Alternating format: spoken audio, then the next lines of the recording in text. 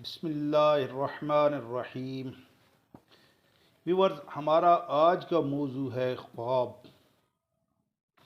خواب ہماری خواہشات کی تکمیل کا باعث ہوتے ہیں۔ تعبیروں کی جستجو میں جلتے، ہلتے اور چکنا چور ہوتے خواب انسانی خواہشات کی اساس یہی خواب ہوتے ہیں۔ زندگی تو خواہشوں، خراشوں، خیالوں اور خوابوں سے عبارت ہے۔ خواب بہت میٹھے اور نرم ہوتے ہیں، جبکہ حقیقتیں بہت تلخ ہوتی ہیں۔ خواب کا دوسرا نام آپ خواہش بھی کہہ سکتے ہیں۔ خواہش ہی انسان کو آگے بڑھاتی ہے۔ انسان کی بہت سی خواہشات جب نامکمل رہ جاتی ہیں تو وہ خود کو ایک خیالی دنیا میں دھکیل دیتا ہے، اپنے خیالوں اور خوابوں کا ایک حصار قائم کر لیتا ہے کہ اسے زندگی آسان دکھائی دیتی ہے۔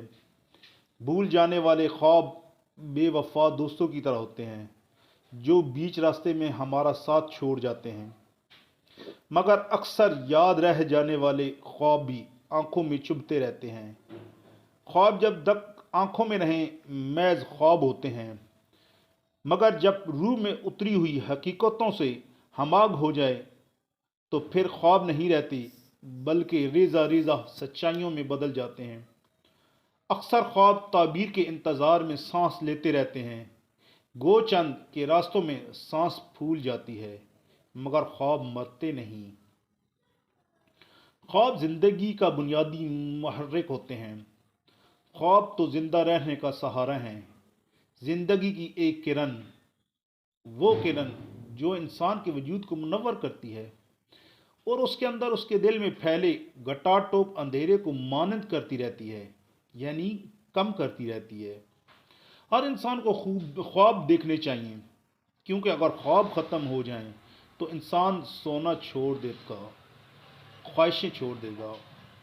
خواب ایک ایسی امید کی مانند ہوتے ہیں جو ہمارے ارادے کو مضبوط کرتی ہے۔ اچھی زندگی کے خواب، اچھے دوستوں کے خواب، اچھے ہم سفر کے خواب، بہترین حالات کے خواب، ہر صورت میں خواب انسان کو پر اعتماد بناتے ہیں۔ خواب ایسی حقیقت ہے جو اصل حقیقت کے پس پشت ہمیں کامیابی سے ہمکنار کرتے رہتے ہیں، ہمارے حوصلے بڑھاتے ہیں۔ جو لوگ خواب کو ایک وہم، ایک گمان سمجھ کر جھٹک دیتے ہیں، وہ دراصل خواب کی حقیقت سے ناواقف ہیں اور اس کی گہرائی میں پہنچنے سے قاصر ہیں۔ خواب انسان کو، اس کے مقاصد کو مضبوط بناتے ہیں۔ خواب کی حقیقت جاننے والا خواب کو قریب تر سمجھتا ہے۔ خواب ہی حقیقت تک پہنچنے کا ذریعہ ہوتے ہیں۔ السلام علیکم ورحمۃ اللہ وبرکاتہ۔